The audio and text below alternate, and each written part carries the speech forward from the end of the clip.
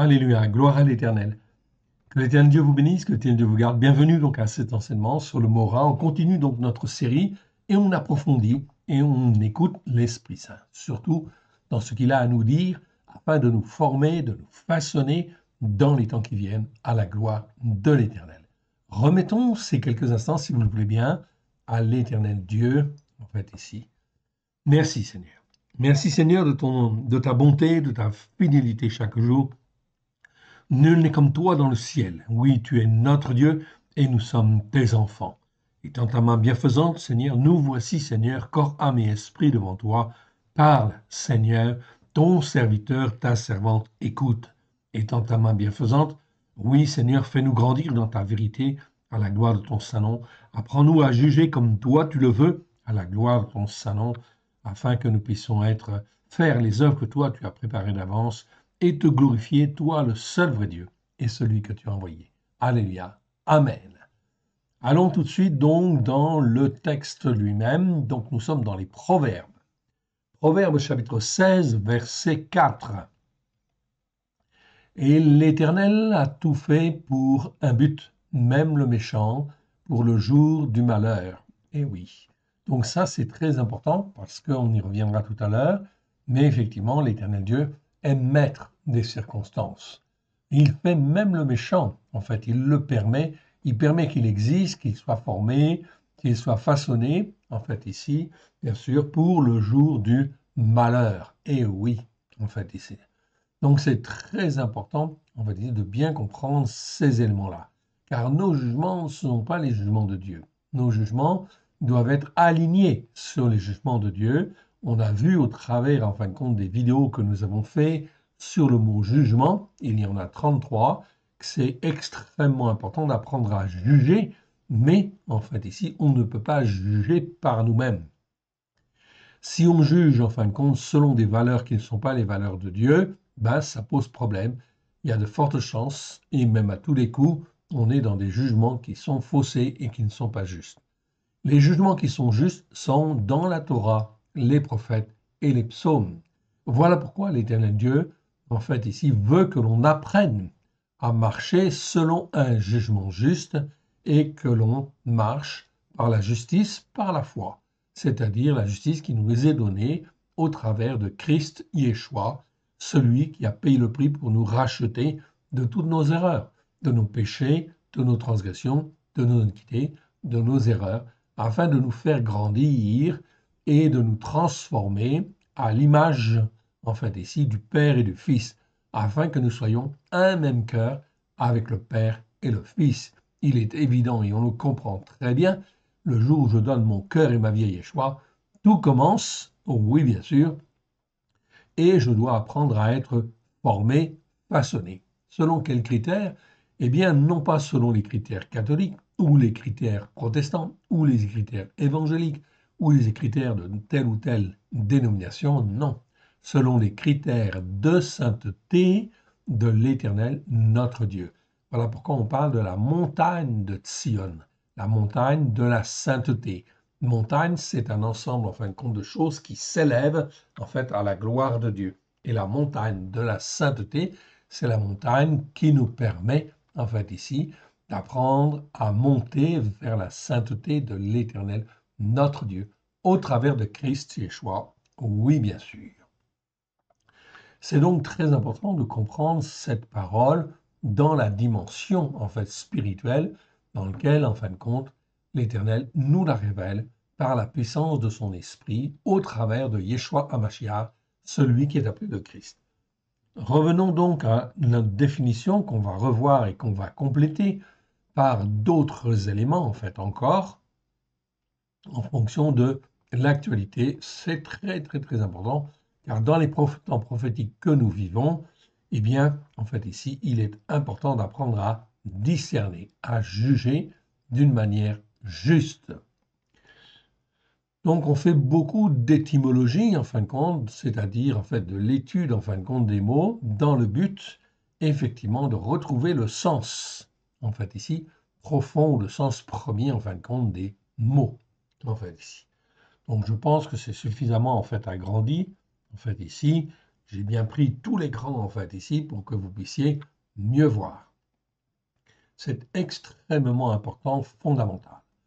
Donc le mot ra en fait ici en hébreu qui s'écrit comme ceci, un resh aïn avec un patar comme voyelle en fait en dessous, ça c'est le mot ra en fait ici. Le mot ra existe 663 fois comme on l'a vu en fait chaque fois en fait ici dans 623 versets, on les a tous recensés dans la Bible. Ok, c'est un adjectif qui peut être utilisé comme un nom, on est d'accord. Le numéro Strong 07 451, ok, ça permet de le retrouver, on va ici facilement. La première fois où il apparaît, c'est Genèse 2, 9. On est dans le jardin d'Éden, d'après les traductions françaises, d'après effectivement ce qu'ont effectivement en fait traduit les catholiques en fait au départ, et toute la chrétienté est élevée en fin de compte dans ce sens-là. En réalité, en fait ici, la traduction en fin de compte de base que nous avons en fait, la plupart du temps, est une traduction de base qui est un petit peu succincte, un petit peu en fin de compte, comment dire, arrondie beaucoup dans les angles, et on a cherché que le sens en fait primaire des mots, le sens premier en fait ici des mots, en fait ici le sens le plus terre à terre en fait ici. Donc on n'a pas regardé les traducteurs à l'époque ne regardez pas en fait l'aspect spirituel, en fait ici, ok.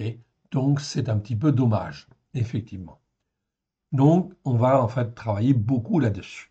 Dans Genèse 2.9, on te parle de l'arbre de la connaissance du bien et du mal. Et tout le monde s'imagine un arbre avec en fait des fruits qui sont appelés bien et d'autres fruits qui sont appelés mal. En fait, c'est pas un arbre, on est bien d'accord. Okay, c'est effectivement en fait quelque chose qui fait pousser, oui, et qui donne ce qui est bien et qui donne ce qui est mal, oui, bien sûr. On reviendra sur ça. C'est pas le moment, en fin de compte, de, en fait, ici, travailler sur la Genèse, en fait, ici. Mais cette notion de mal et de bien apparaît, en fait, ici, déjà dès le 2e chapitre. Et là, l'Éternel Dieu, en fait, ici, sépare bien, hein, mais il fait une différence bien-être entre ce qui est mal et ce qui est bien, en fait, ici. Voilà pourquoi cette connaissance, en fait, ici, du bien et du mal, elle est extrêmement importante et elle n'est pas accessible. C'est pour ça que l'Éternel interdit, en fait, à Ève et à Adam d'y toucher. Pourquoi? Parce que, en fin de compte, ils ne sont pas prêts, ils ne sont pas matures, ils ne sont pas élevés, ils ne sont pas formés, en fait, ici, comme il convient, en fait, ici. Donc, il faut évidemment, en fait, ici, être en Christ. Je dis bien être né de nouveau et reconnaître que Christ Yeshua est notre Seigneur, notre Sauveur, car la notion de bien et de mal est extrêmement, en fait, élevée, en fait, ici. Et pour, en fait, l'aborder et la comprendre, eh bien, en fait, il n'y a pas 36 solutions. On ne peut y accéder qu'au travers de Christ Yeshua. Car quand on s'aperçoit, en fait, ici, de ce qui est mal et de ce qui est bien, on s'aperçoit qu'il y a beaucoup de choses qu'on fait mal, effectivement. Alors, si on fait beaucoup de choses qui sont mal, la seule solution, bien sûr, c'est de demander pardon et bien sûr d'être racheté par le sang, en fait, de l'agneau, qui nous lave et qui nous purifie. Oui, c'est la justice par la foi. Oui, bien sûr. Donc ça, c'est extrêmement important de bien comprendre cette dimension-là. Donc la notion de bien et de mal, elle, en fait, n'est accessible, en fait, ici qu'à ceux qui appartiennent à Christ, évidemment, à la gloire de l'Éternel, qui peuvent apprendre ce qui est bien et ce qui est mal, afin, bien sûr, de séparer ce qui est bien et ce qui est mal, si toutefois ils veulent apprendre à distinguer ce qui est bien et ce qui est mal. Cela dépend, en fait, ici, des uns et des autres. C'est pour ça que Yeshua parle des vierges folles et des vierges sages. Les vierges folles, en fait, ici, ne cherchent en rien la différence entre ce qui est bien et ce qui est mal. Et, en fait, ici, elles font toujours les choses comme elles le faisaient, en fait, avant. Et effectivement, c'est pas bon du tout. Donc, plus effectivement je grandis dans la connaissance du bien et du mal, et bien plus effectivement je vais, en fait, ici, m'élever au niveau spirituel et m'élever dans la sanctification, en fait, ici, envers l'Éternel. C'est ça qui est extrêmement, en fait, important. Et plus on avance, plus les yeux s'ouvrent. Et on voit des choses, en fait, ici, que beaucoup d'autres ne voient pas, tout simplement parce que l'Éternel Dieu nous forme, nous façonne et veut nous transformer, en fait, ici, nous élever, nous transformer à l'image de Christ. Oui, bien sûr, car Yeshua a dit dans Jean 17, Père, je leur ai donné la gloire que tu m'as donnée, afin que eux soient un comme nous sommes un. C'est très clair. Donc, pour être transformé, en fait, ici, pour être un avec le Père et le Fils, eh bien, je ne peux pas faire autrement que d'apprendre, en fin de compte, ce qui est bien et ce qui est mal, évidemment, en fait, ici, car, en fait, ici, le Père sait très bien la différence entre ce qui est bien et ce qui est mal, et Yeshua, en fait, aussi, oui, bien sûr. OK? Et les disciples en avaient une bonne connaissance, en fait, aussi. Voilà pourquoi l'Éternel Dieu veut que l'on apprenne à distinguer ce qui est bien et ce qui est mal. Quand on commence, en fin de compte, ou quand on ne distingue pas, en fait, ici, le bien du mal, cela veut dire que le mal et le bien, en fait, ici, sont mélangés. Et s'ils sont mélangés, en fait, ici, on ne sait plus discerner le bien et le mal. Résultat des courses, on est dans la confusion, en fin de compte, et les jugements sont forcément, nécessairement faussés. Et en fin de compte, à terme, eh bien, effectivement, ça porte pas de bons fruits. Donc, on arrive en fin de compte à avoir, en fait, à faire des péchés, des transgressions, des iniquités. Et si l'Éternel avait prévu de nous transformer, de nous façonner, de nous faire avancer, eh bien, on n'avance pas comme le Seigneur le veut. Et en fait, on arrive aujourd'hui en 2025 où on mélange ce qui est bien et ce qui est mal. Oui, bien sûr, on fait Noël comme si c'était la naissance de Christ. C'est n'importe quoi, en fait, ici. On mélange, en fait, ici, ok, l'homme et la femme. Ok. Un homme peut se marier avec un autre homme, une femme avec une autre femme. Tout cela, c'est, en fin de compte, ici, la confusion. C'est, en fait, ici, ne pas distinguer ce qui est bien de ce qui est mal devant l'Éternel. Le mot race, selon les dictionnaires, veut dire mal, mauvais, ce qui est mal, ce qui est mauvais, laid, laid et grave. Selon les racines hébraïques de la foi, ok, selon les racines hébraïques anciennes, la racine Resh Haïn, est l'emblème de tout ce qui est terrestre, opaque et mauvais. Donc, tous les mots qui vont commencer par Resh Haïn, eh bien, en fin de compte, vont avoir cette dimension-là. Ok. La plupart du temps, c'est mauvais. En fait, ici, ça peut être opaque, c'est-à-dire c'est pas clair, donc c'est mauvais, en fait, ici, parce qu'on ne distingue pas ce qui est bien et ce qui est mal. Ou terrestre, par exemple, Réa, que l'on a vu, qui veut dire le prochain, eh bien, en fin de compte, c'est pas forcément mauvais, en fait, un prochain, on est bien d'accord. Le Seigneur dit, en fait, tu aimeras ton prochain comme toi-même. Oui, bien sûr. Pourquoi? Pour qu'il voit, en fait, l'amour de Dieu au travers de toi et, en fin de compte, qu'il ne reste plus, en fin de compte, quelqu'un de terrestre, mais qu'il devienne un ami, un frère ou une sœur, évidemment. C'est donc très important de bien comprendre l'étymologie, c'est-à-dire l'étude des mots, en fait ici, de par leurs racines ou la manière dont ils sont composés, avec hein, les lettres avec lesquelles ils sont composés. C'est donc très important. Donc le mot rat, pour le moment, en fait ici, nous retenons dans cet enseignement que ça veut dire en fait ici essentiellement mauvais dans les versets que nous voyons. Comme en fait ici dans 1 Roi chapitre 11 verset 6, Shelomo, c'est Salomon, en fait, il fit ce qui est mal aux yeux de l'Éternel, et il ne suivit point pleinement l'Éternel comme David son père. Il ne suivit pas pleinement, en fait ici, l'Éternel, comme David son père. C'est donc très clair. C'est donc un reproche que l'Éternel fait en fait ici à Shelomo, à Salomon, oui bien sûr. Pourtant, comme je l'ai dit déjà, en fait ici, Salomon fut un roi extraordinaire, dont la gloire s'est répandue de par le monde entier, et en fait, on se déplaçait à Jérusalem pour voir la sagesse en fait de Salomon que l'Éternel Dieu avait donnée à Salomon. C'est donc très très très important. On voit que là, plus en fait on écoute, plus on est attaché en fait à Dieu, plus la sagesse en fait ici grandit, plus l'intelligence grandit en fait ici, et effectivement la gloire de l'Éternel est là. Oui, bien sûr. Donc on n'a pas d'ennemi dans ces cas-là.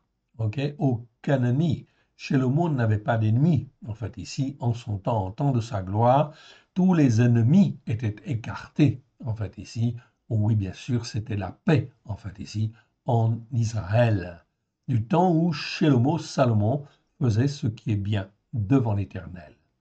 Puis, en fin de compte, il s'est laissé détourner, il s'est laissé entraîner par, en fait, ici, la multitude de ces femmes, en fait, ici, qu'il recevait en cadeau des rois, en fait, ici, de la terre, effectivement, mais, en fin de compte, elles venaient avec leurs idoles. Et Salomon, quelque part, n'a pas été sage, en fait, ici, oui, bien sûr, car, en fait, ici, les femmes, il devait leur interdire, en fait, les pratiques idolâtres sur la terre d'Israël, oui, bien sûr. Il aurait dû veiller, en fin de compte, à cela, évidemment. Bref, il ne l'a pas fait, en fait, ici. C'est donc là on peut discerner qu'il a fait ce qui est mal devant l'Éternel, et donc, en conséquence, en fait, ici, il est tombé. Son royaume a été divisé, a été déchiré, effectivement. Et il ne suivit pas pleinement l'Éternel comme David son père. Ou encore, comme dans Deutéronome 31, 29, je n'ai pas changé le verset, on le garde, car il est très bien, où Moshe dit, car je sais qu'après ma mort, vous vous corromprez et que vous vous détournerez de la voie que je vous ai prescrite, et le malheur finira par vous atteindre quand vous ferez ce qui est mal aux yeux de l'Éternel, au point de l'irriter par l'œuvre de vos mains. Yeshua aurait pu dire exactement la même chose, en fait, ici, car je sais qu'après ma mort et ma résurrection, en fait, ici, et mon enlèvement, en fait, au ciel, en fait, ici, vous vous corromprez et vous vous détournerez de la voie que je vous ai prescrite, et le malheur finira par vous atteindre quand vous ferez ce qui est mal aux yeux de l'Éternel, au point de l'irriter par l'œuvre de vos mains. Nous sommes aujourd'hui en 2025. 2025, cela fait plus de 2000 ans donc que Yeshua en fait est venu, il a tout accompli, il a dit en fin de compte, ok, alors qu'il était pendu en fait au bois, eh bien il a dit tout est accompli. Eh oui, tout est accompli afin que la Torah puisse être enseignée et puisse en fait être inscrite dans chacun des cœurs en fait ici avec grâce et vérité au travers justement du message de Yeshua, au travers de Yeshua lui-même et de la puissance de l'Esprit de Dieu. Tout était là, en fait, ici, pour que cela puisse s'accomplir. Aujourd'hui, nous sommes en 2025 et le constat, en fait, ici, est vraiment triste. En réalité, 2000, en fait, ans après, nous constatons, en fait, que les hommes et les femmes ne vont pas dans le bon sens, en fait, ici. Bien au contraire, on va dans le mal, on ouvre la porte à l'homosexualité, on détruit effectivement la peine de mort, etc. Ok, on ne sait plus distinguer ce qui est bien et ce qui est mal, et les Écritures, on les met de côté et on apprend à vivre en fin de compte, ok, selon l'ère du temps, en fait ici. Donc c'est effectivement très très très mauvais. On a abandonné l'Éternel.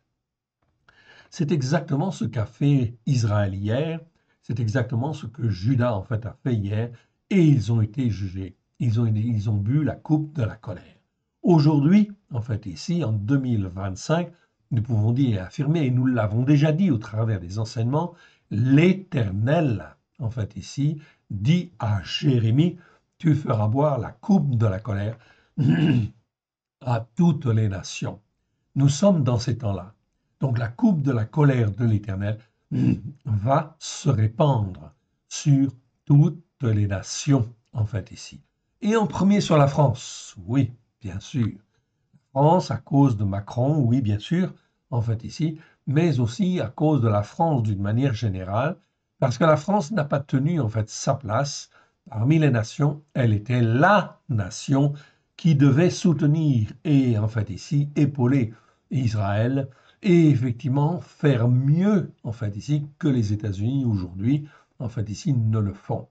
Même si la France n'a pas effectivement l'armement et la puissance, en fin de compte, des États-Unis, au niveau spirituel, en fait, ici, la France, en fait, ici, a été choisie, d'où son nom, Tsarfat, qui veut dire le creuset où on forme les bijoux, au sens propre du terme, mais au sens figuré du terme, c'est là où on forme les idées, c'est là où on forme les concepts, etc.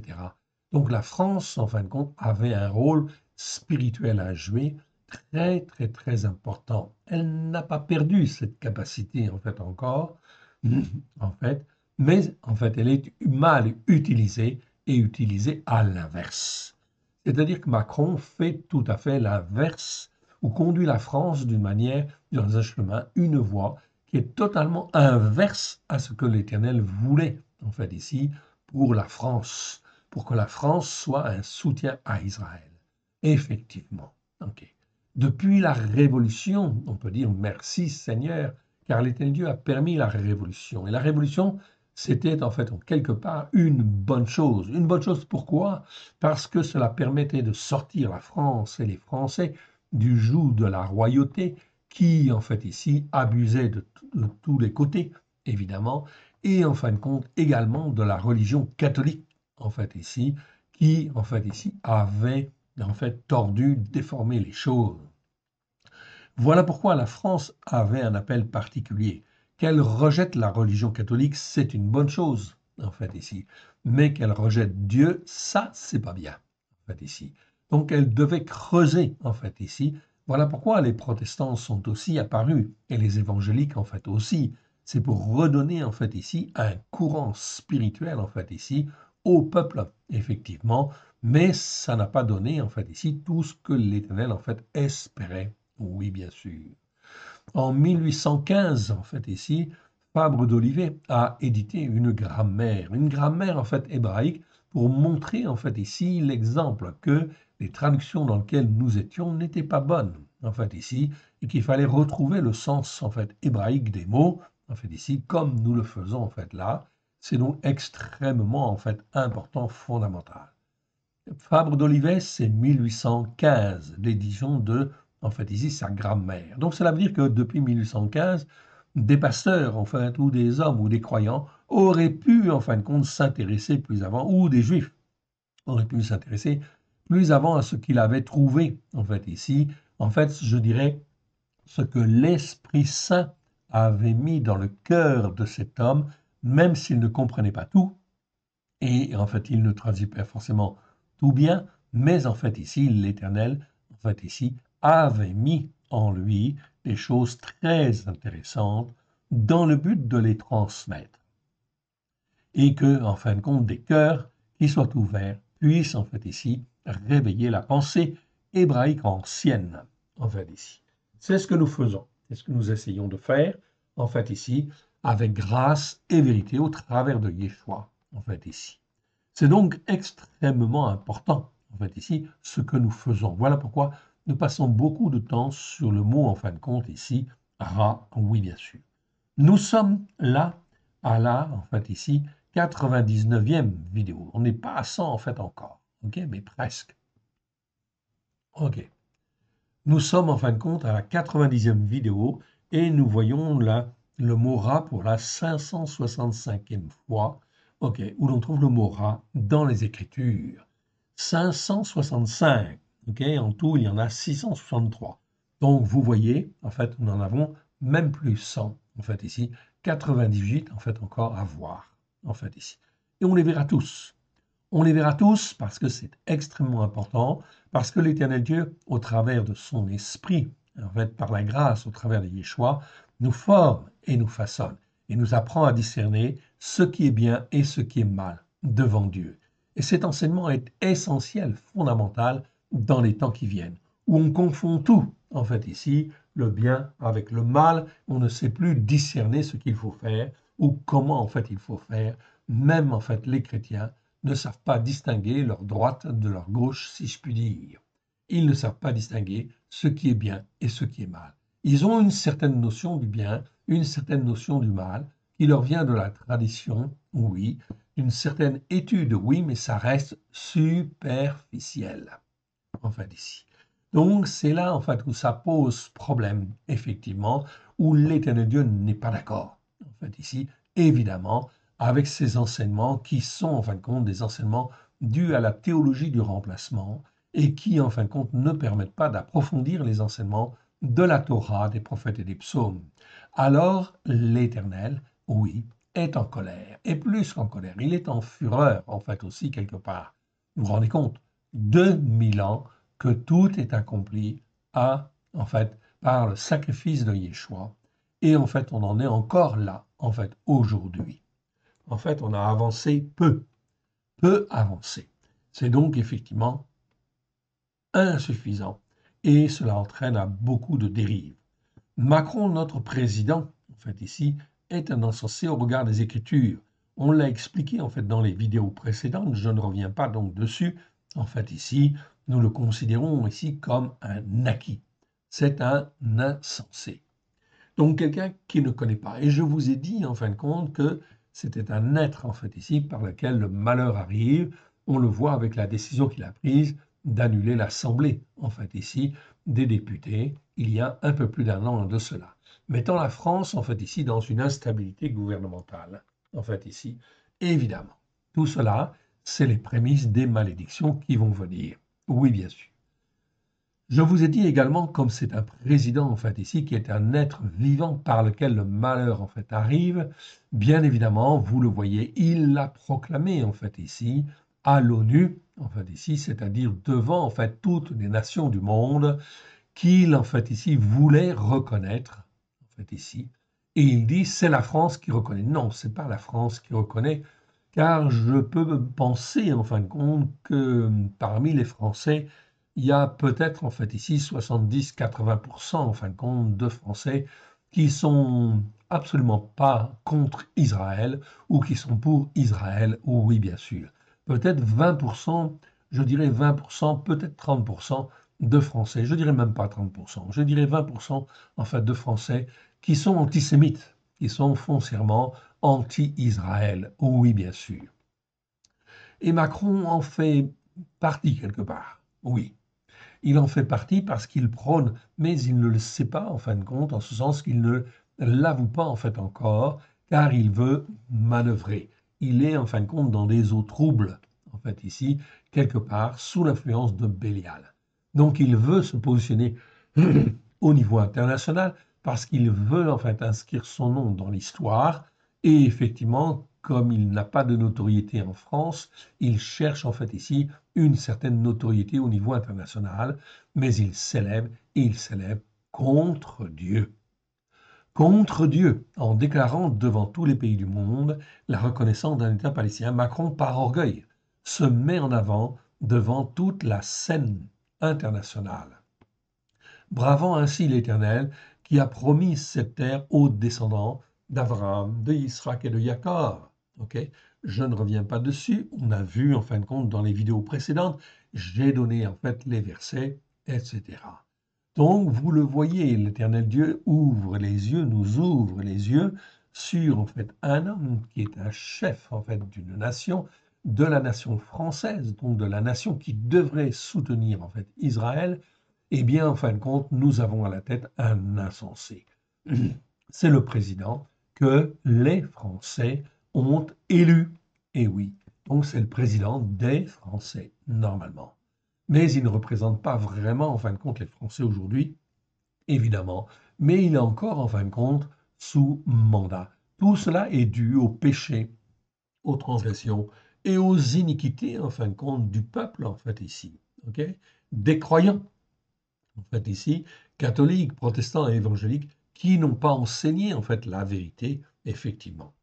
Donc aujourd'hui, eh bien, nous avons un président qui se dit agnostique, c'est-à-dire non croyant. Et il croit en fait ici qu'il peut en fait ici gouverner en fait la France, en fait ici et la sauver en fait ici quelque part. Non, en fin de compte, je ne crois pas qu'il aime la France et je ne crois pas qu'il aime les Français. Non, il se fiche pas mal des Français. Un président, en tant que président, il touche 150 000 euros, quelque chose comme ça. J'ai été surpris cette semaine en lisant, enfin, en tombant sur un article, il touche 150 000 euros par mois, en fait, ici. Alors, qu'est-ce que vous voulez qu'il prenne en considération l'agriculteur qui gagne peut-être 4 000, 5 000, 6 000 euros, 7 000 euros, 8 000 euros, en fin de compte, quand en fait il a de la chance, etc. Ok, lui, il en gagne 150 000 par mois. Il en a rien à faire, pour être poli, des Français. Ce qu'il veut, c'est se positionner. C'est un orgueilleux, en fait, ici.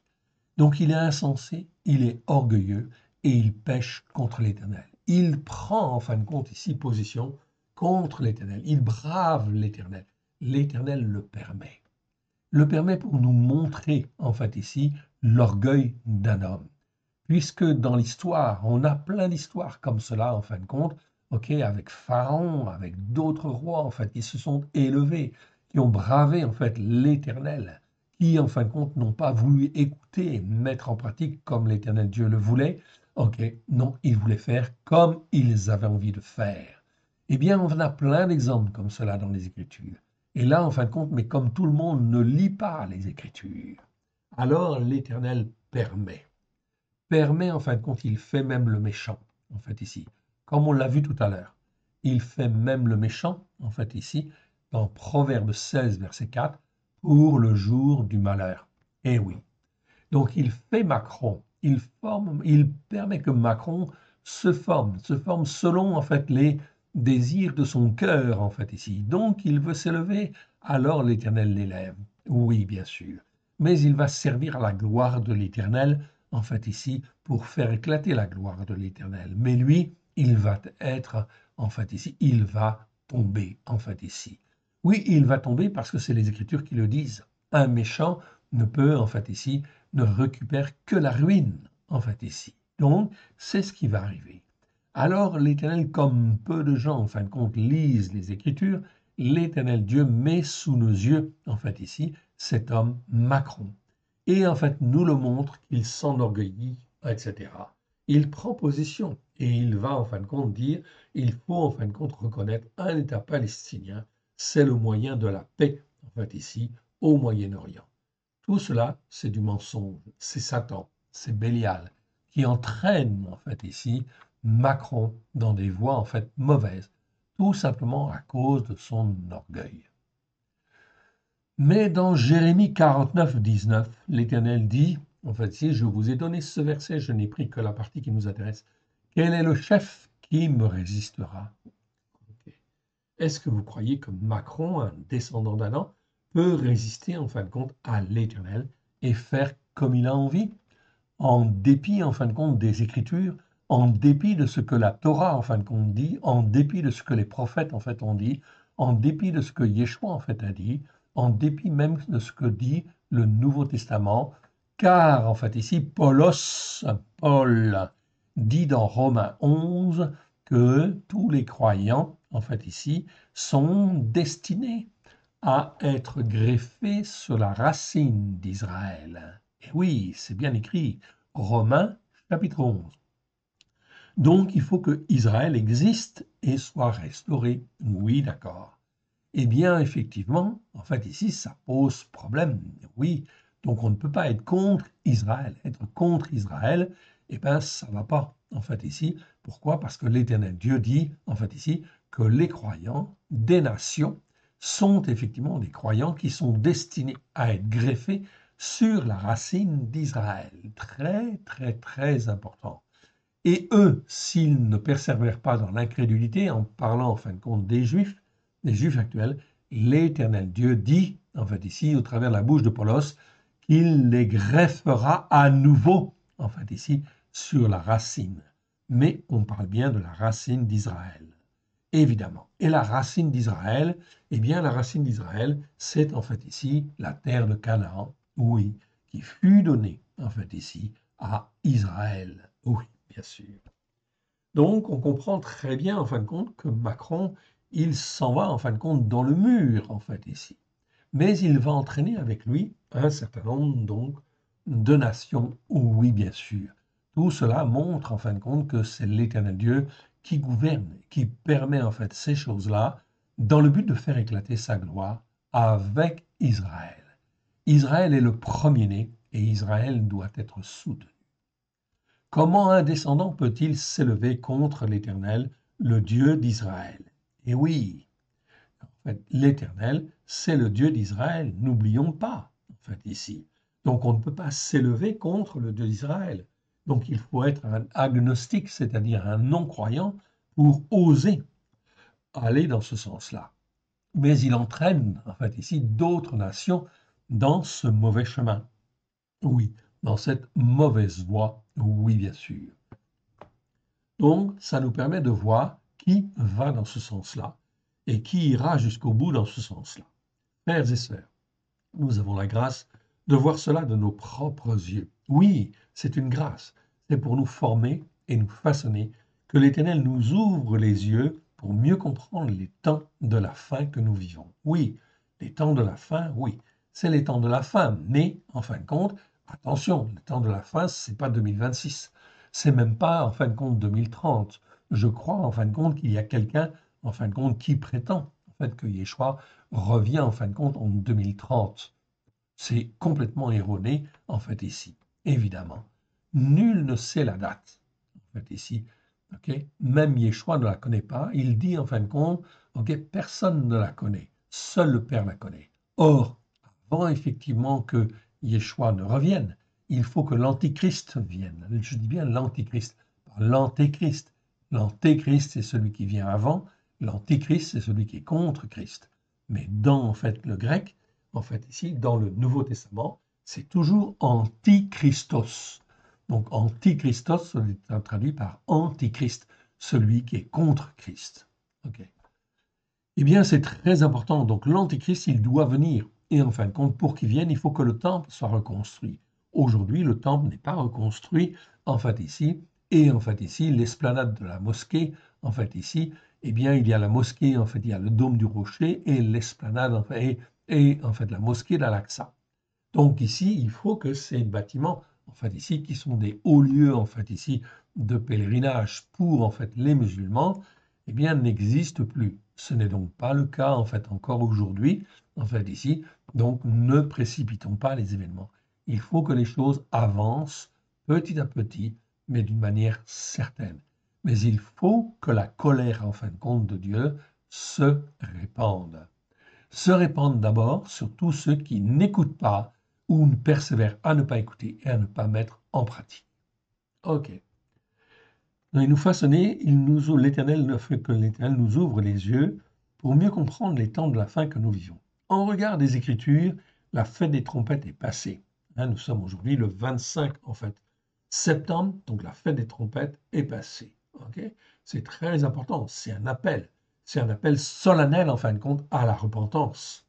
Quand en fait ici Macron en fait ici annonce publiquement en fait ici la reconnaissance en fait ici de l'État palestinien et que enfin à l'ONU en fait on voit bien que c'est un événement mondial.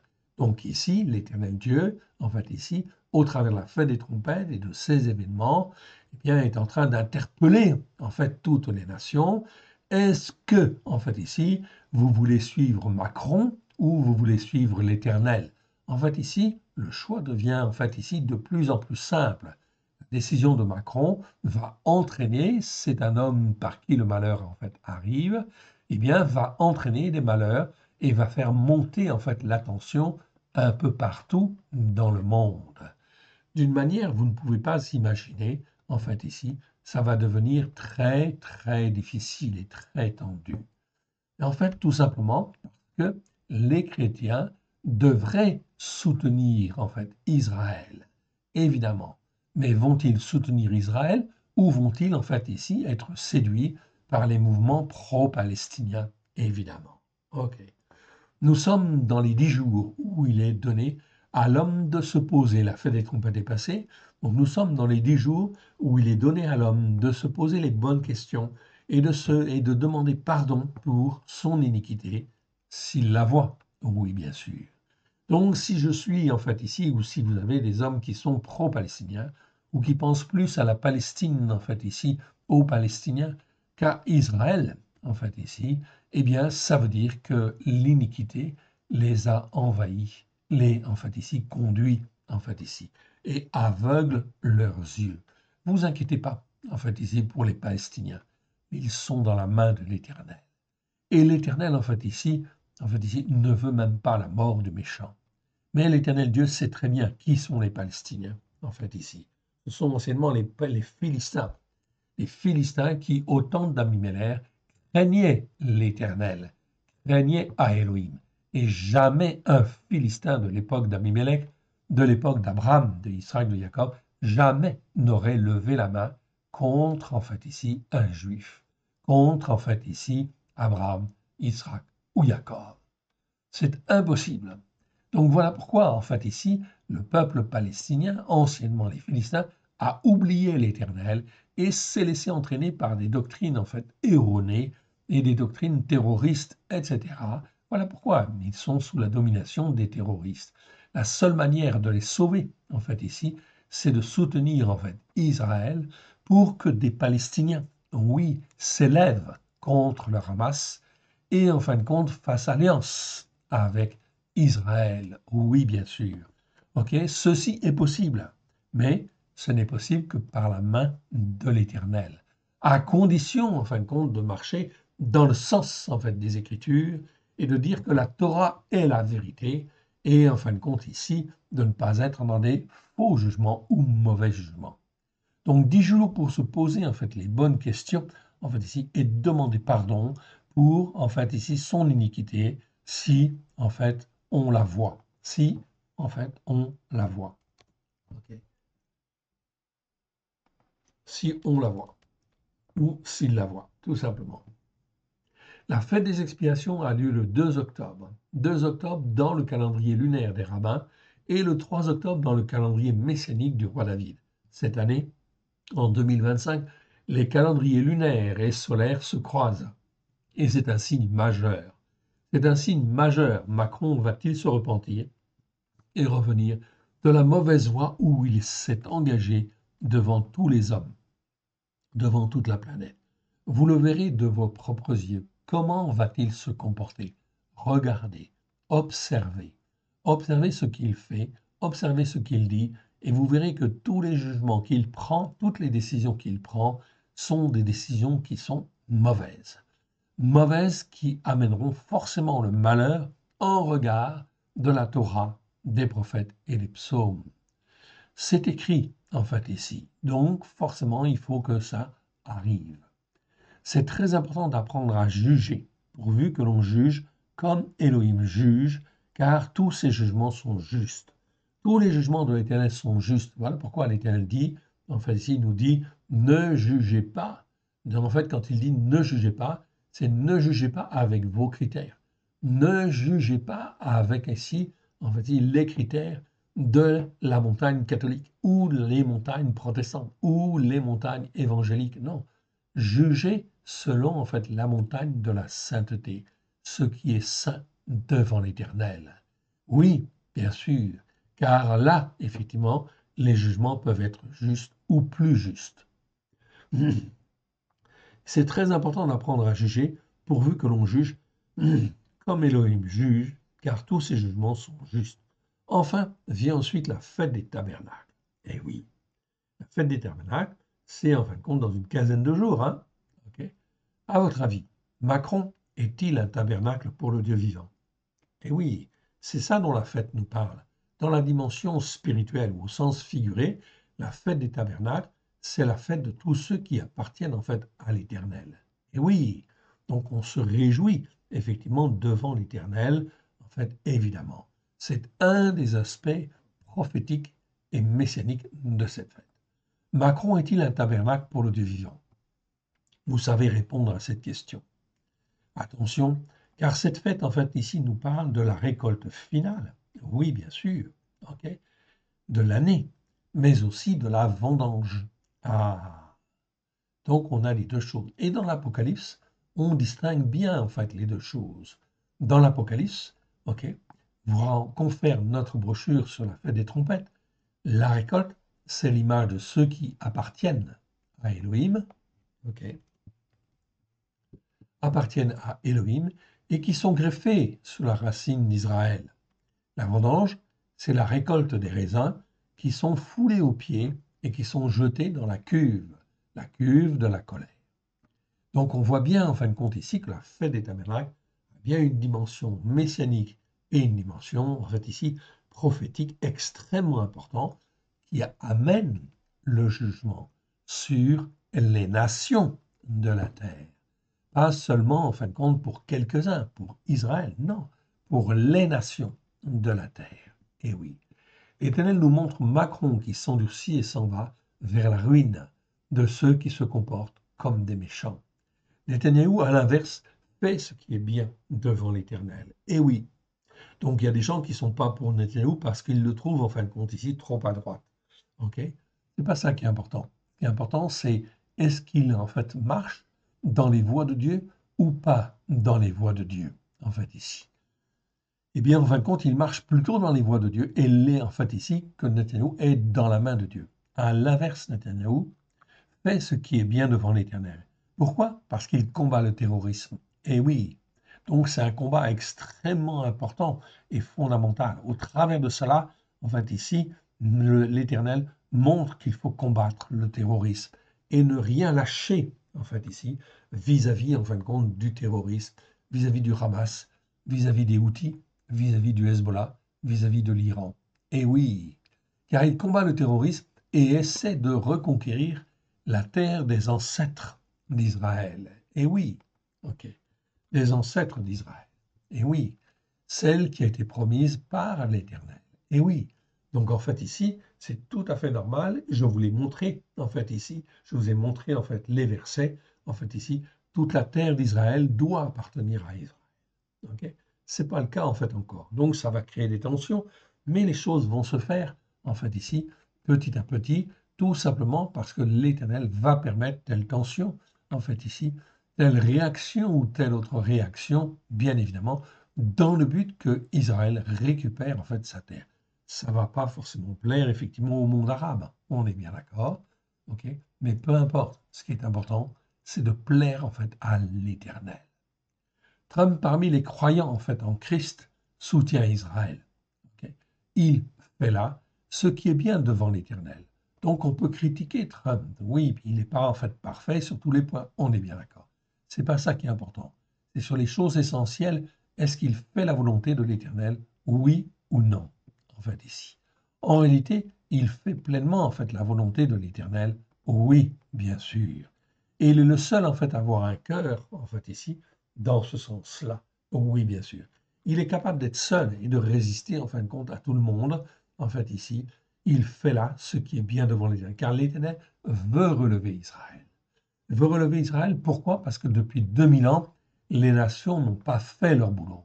Notamment les nations judéo-chrétiennes, elles ne sont pas en fait ici venues consoler en fait Israël après la destruction du temple, après effectivement la dispersion des Juifs. Ils ne sont pas venus en fait vers Israël pour les consoler et leur dire en fait ici, l'Éternel a promis au travers des prophètes que vous allez retrouver votre terre et nous vous accompagnons et nous vous soutenons effectivement dans cette démarche afin que Christ soit votre Seigneur, en fait ici, comme il est le nôtre, car l'Éternel Dieu, en fait ici, l'a dit, l'a écrit, en fin de compte ici. Et que, en fin de compte, les nations, les croyants des nations, doivent être greffés sur la racine d'Israël. Voilà pourquoi il est extrêmement important, en fait ici, de soutenir la racine. Oui, bien sûr. Et la racine, c'est Israël. Tous les autres qui sont des croyants d'origine judéo-chrétienne, ok, sont absents et séduits par Bélial. Ou on peut dire Satan, c'est pareil. Mais en fait, l'Écriture dit souvent Bélial comme étant celui qui influence et qui agit par des mauvais esprits, en fait ici, pour en fait influencer un tel ou tel autre. Donc lorsque l'on voit en fin de compte des bannières, en fait ici, en fait, de la Palestine sur en fait les mairies, ou en fin de compte le Parti socialiste qui prend en fin de compte part pour en fin de compte Bélial, qu'est-ce qu'on doit juger là? Eh bien, on doit juger que ces hommes-là sont sous l'influence de Bélial, sont sous l'influence de mauvais esprits, en fait ici, pour prendre une position contre Israël et amener les malédictions sur la France et les Français. Oui, bien sûr. Donc sont absents et séduits par Bélial, s'élèvent contre Israël. En fait, sans le savoir, ils s'élèvent contre l'Éternel, car ils n'ont pas eu l'amour de la vérité. Ils n'ont pas eu l'amour de la vérité. L'amour de la vérité, c'est la Torah. Oui, bien sûr. Torah, émet. Je le répète, j'insiste, c'est très important. Dès qu'on ne sait pas dire avec la bouche Torah, émet, ça veut dire que eh bien, on est dans l'iniquité encore. C'est-à-dire qu'en fait, notre cœur n'est pas travaillé, n'est pas émondé, en fait, ici, pour dire Torah Emet. Si je dis Torah et que je la mets en pratique, ok, je commence à la mettre en pratique, à ce moment-là, je suis dans la vérité. Et oui. Et quand je dis que nomos, le mot grec nomos, veut aussi dire Torah, et qu'il aurait dû être traduit dans le Nouveau Testament par effectivement le mot Torah, en fait ici, pour avoir une continuité entre la Genèse, entre tous les livres, jusqu'à l'Apocalypse. On n'aurait jamais dû traduire, les traducteurs n'auraient jamais dû traduire le mot Torah. Torah, ça veut dire l'enseignement de Dieu. L'enseignement de Dieu pour les hommes, pour les juifs, mais aussi pour les nations. Si, en fin de compte, les traducteurs, au lieu, en fin de compte, de s'approprier l'écriture et de faire leur théologie catholique, protestante, évangélique et autres, avaient gardé, en fait, ici, ces mots tels qu'ils étaient, avaient gardé le mot Torah, comme ils ont gardé le mot Amen. Vous avez des mots hébreux qui ont transparu, en fin de compte, au travers des langages, en fait, ici, comme le mot Amen. C'est connu dans beaucoup de langues. Ou le mot Alléluia. Oui, bien sûr. Ok, vous avez un certain nombre de mots comme cela qui existent, qui sont d'origine hébraïque, et qui, en fin de compte, ont été adoptés, en fin de compte, dans le langage des nations. Oui. Eh bien, le mot Torah, en fait, ici, n'aurait jamais dû être traduit. En fait, ici, comme ça, on gardait, en fin de compte, on aurait gardé, en fait, ici, le principe que la Torah, c'est d'abord, c'est les 5 premiers livres, c'est le cœur même des Écritures. Toutes les autres écritures, c'est en fait ici un complément, mais qui s'inscrit en fait complètement, en fin de compte, sur la Torah, les prophètes et les psaumes. C'est un développement. Comme le Nouveau Testament est un développement, en fin de compte, ici, des écritures, de la Torah, des prophètes et des psaumes. C'est pour ça que Yeshua a dit, Matthieu chapitre 5, verset, en fin de compte, 17, je ne suis pas venu pour abolir la Torah et les prophètes, je suis venu pour l'accomplir. Et verset 18, pas un seul iota de la Torah ne disparaîtra, que tout ne soit accompli. Ce que Yeshua, en fin de compte, voulait faire, en fait ici, par la puissance de l'Esprit, c'est nous former et les uns et les autres, en fait ici, et que l'on ait la Torah, en fait, de l'Éternel dans le cœur avec grâce et vérité. En 2025, vous voyez bien qu'on en est loin, en fait ici, oui, malheureusement. Tout cela à cause effectivement de l'iniquité qui, à droite et à gauche, a tordu les Écritures et, en fin de compte, a permis en fait des développements, en fait ici des interprétations erronées, satisfaisant l'orgueil en fait des uns et des autres. Ok. Donc ils sont séduits par Bélial aujourd'hui, en fait ici, qui s'élève contre Israël. En fait, sans le savoir, ils s'élèvent contre l'Éternel, car ils n'ont pas eu l'amour de la vérité. Ils ne savent pas distinguer ce qui est mal de ce qui est bien, selon la Torah de l'Éternel. Résultat des courses, ils sont séduits. Beaucoup de chrétiens, oui, se laissent séduire par ces doctrines, oui, bien sûr. C'est tout à fait normal, parce qu'ils ne savent pas distinguer ce qui est bien de ce qui est mal. La situation financière et économique de la France s'aggrave. On l'a vu les fois passées, en fait, ici. Donc ici, ça devient très, très grave pour la France. Les partis politiques se déchirent, l'instabilité gouvernementale s'accroît et entraîne une incapacité à gérer la France et les Français correctement. Les violences augmentent, en fait, ici, à droite et à gauche. On a encore entendu un jeune de 14 ans, en fin de compte, qui, en fin de compte, avait agressé sa professeure, je crois, en fait, ici. OK. La violence, elle augmente à droite et à gauche. C'est toujours, en fait, ici, cette violence, quand elle éclate comme ça, c'est toujours dans les Écritures, dans les prophètes, quand on les lit, c'est toujours chez les prophètes un signe que les malédictions sont bien avancées, en fait, ici. Elles sont arrêtées. Les condamnations sont déjà, en fin de compte, en fait, prononcées, en fait, ici. La seule manière, en fait, il y a un peu de temps, en fait, ici, encore, en fait, ici, pour que les gens puissent, effectivement, se repentir, demander pardon à Dieu et échapper, en fait, aux malédictions qui viennent. Oh oui, bien sûr. OK, pour ça, il faut se repentir. Dans les Écritures, il est écrit qu'un frère s'élèvera contre son frère, un voisin contre son voisin, la femme contre son mari, un enfant contre ses autorités, en fait ici, contre ses parents, en fait ici. On peut dire ses autorités, oui, bien sûr. OK, tout à fait. Tout cela est la conséquence des péchés, des transgressions, des iniquités qui perdurent dans le temps. Macron, par orgueil, est en tête pour nous montrer que l'Éternel règne. Donc c'est bien ce qu'on doit voir dans les temps prophétiques où nous vivons. En fait, ici, en fait, Macron est en contrôle. Oui, bien sûr. Et il nous montre par l'exemple, il nous montre au travers des Nétanyahu qu'il faut combattre contre le terrorisme et en fait ici le combattre d'une manière sévère. Et s'il faut prendre les armes pour le combattre, eh bien il faut prendre les armes. Mais il ne faut pas laisser en fait ici perdurer en fait ici ces organisations en fait ici dans nos pays. Voilà pourquoi Macron a tort en fait ici de tolérer en fait ici la présence des frères musulmans en fait en France qui tissent leur toile, effectivement, et qui un jour vont se réveiller. Vont se réveiller et ça va poser en fin de compte de graves problèmes parce qu'en France, il y a une grande communauté arabo-musulmane. Et en fait ici, cette communauté arabo-musulmane, beaucoup sont séduits par en fait ici l'islam parce qu'ils n'ont rien d'autre en fait ici comme en fait doctrine en fait à suivre. Mais là-dedans, il y a en fin de compte des mauvais gens, des gens qui sont très très mauvais, des méchants en fait ici. L'islam dur en fait ici, ok, est à bannir, oui bien sûr.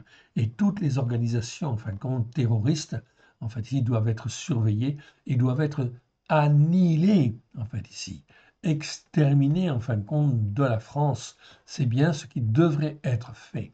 Or Macron, en fait ici, en insensé, en fait ici, ne se rend pas compte et ne voit pas le danger, en fait, ici. Et le danger, en fin de compte, va se réveiller un jour. Dieu le permet, en fait, ici, à cause, en fin de compte, des croyants qui ne se sont pas levés, en fait, ici, pour soutenir Israël et pour dire que la Torah est la vérité.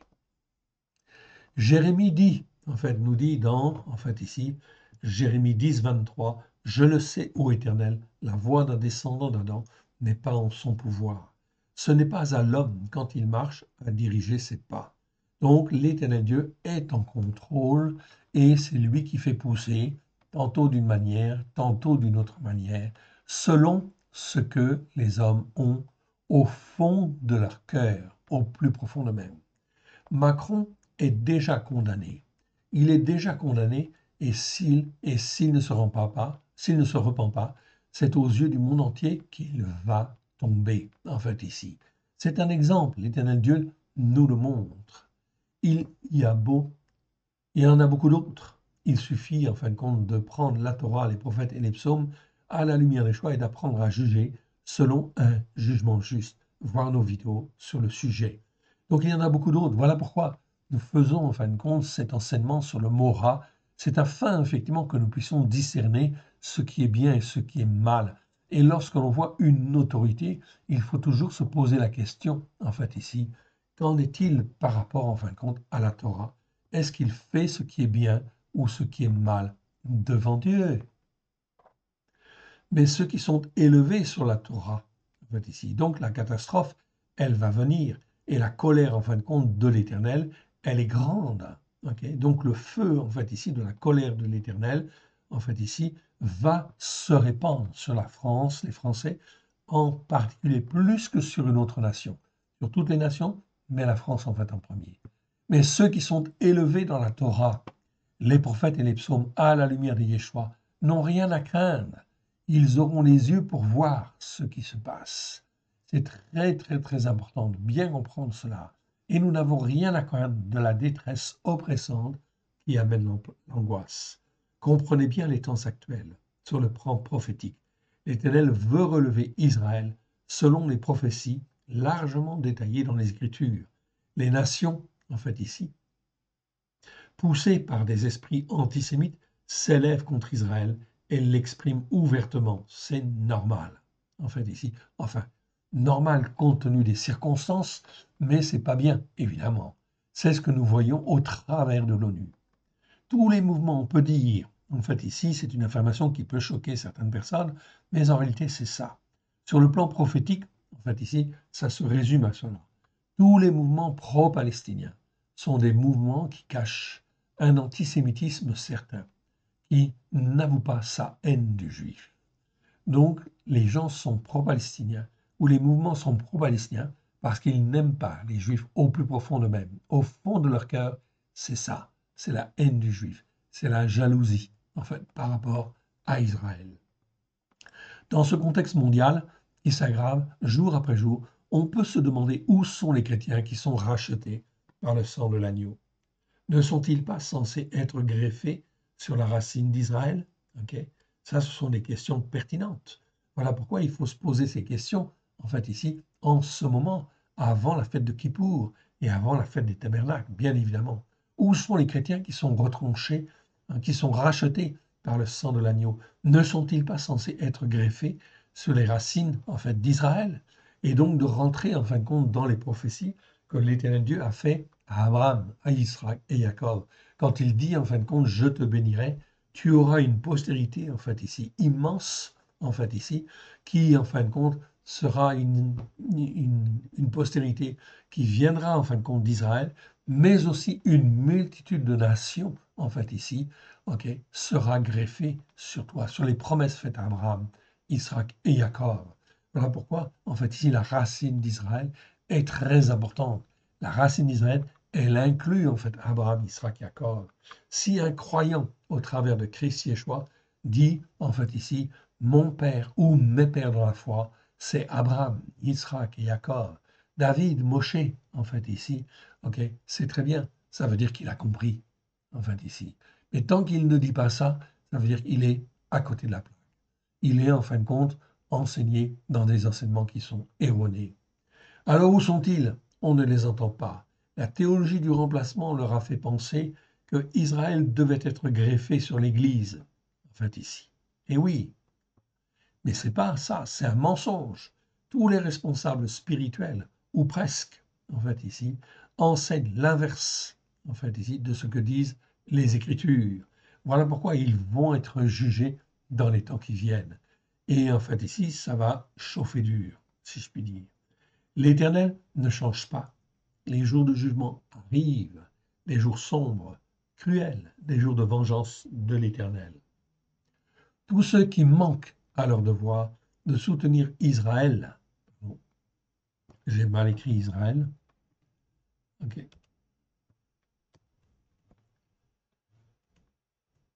ok, qui manquent, tous ceux qui manquent à leur devoir de soutenir Israël, qui est le premier-né, en fait ici. Israël est le premier-né, donc il doit être soumis.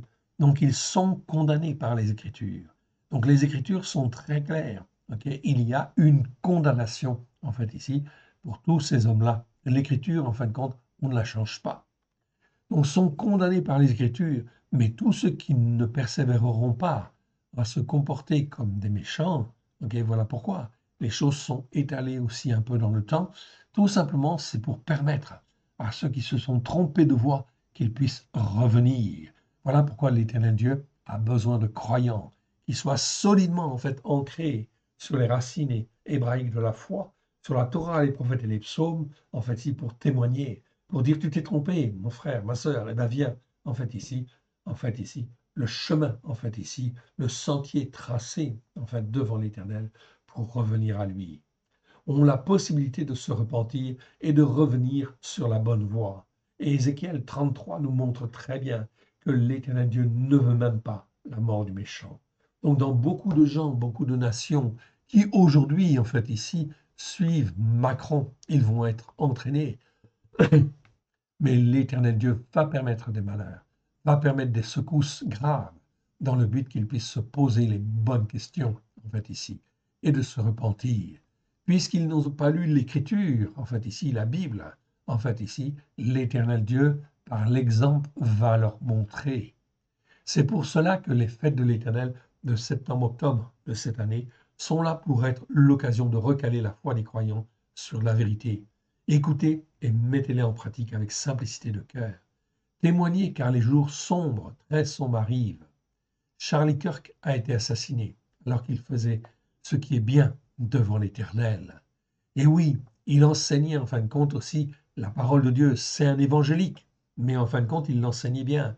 Et il enseignait les valeurs, en fait, ici, de l'autorité, du chef, en fin de compte. Oui, bien sûr, c'est en fin de compte ici, en fait, un christianisme patriarcal. Oui, bien sûr, en fait, ici, où on retrouve, en fait, l'autorité du Père, l'autorité des pères. C'est ça qui est très, très important, fondamental. comment en fait nos pères et nos pères dans la foi se sont-ils comportés. Je parle de là d'Abraham, de Yitzhak, de Jacob, ok, de David, de Moshe, en fait ici des prophètes, de Yeshua lui-même, oui bien sûr, qui lui est l'exemple parfait, en fait ici. Donc Charles Kirk a été assassiné alors qu'il faisait ce qui est bien devant l'Éternel. L'Éternel l'a permis. Pourquoi? Tout simplement, en fin de compte, pour le faire connaître. J'ai eu l'occasion, par la grâce de l'Éternel, d'entendre le discours d'Erika Kirk, sa femme. Ok, son témoignage, en fait, ici, est vraiment très, très clair et très net. Elle parle de Dieu. Elle parle de la parole de Dieu. Et elle parle de Christ, Yeshua. Oui. Et elle a même publiquement pardonné au meurtrier de son mari, en fait, ici. Son discours, c'est un exemple. Il est parfait, en fait, ici, quelque part. Oui, même, en fait, ici, tout ce qu'elle disait était conforme à l'Écriture. Chrétienne de cœur, elle a témoigné d'un cœur sincère au plus profond d'elle-même. Voilà pourquoi l'Éternel utilise ces cœurs-là. Voilà pourquoi l'Éternel utilise Trump. Même s'il n'est pas parfait, en fait, ici, on s'en fiche. Il fait la volonté de Dieu. C'est ça qui est important dans les temps qui viennent. Ils ont appris à être des hommes et des femmes matures devant l'Éternel. Et leurs choix, en fin de compte, en définitive, devant l'Éternel par rapport à Israël, sont bons.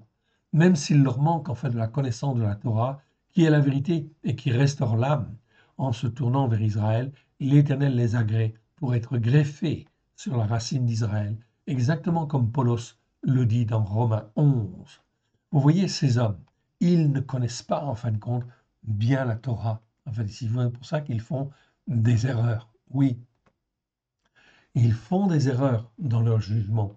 Les erreurs de Trump sont dues à sa méconnaissance de la Torah.